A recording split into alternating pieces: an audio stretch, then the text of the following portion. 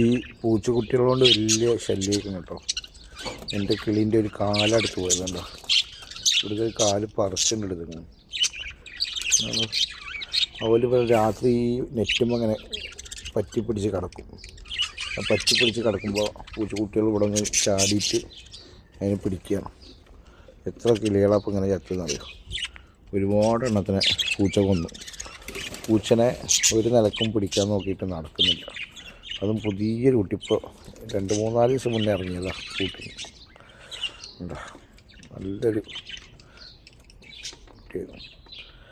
എന്താ ചെയ്യുക, വല്ലാത്തൊരവസ്ഥ, കാണാൻ തന്നെ പറ്റുന്നില്ല. ഒക്കെ കാണുമ്പോൾ ഭയങ്കര സങ്കടം.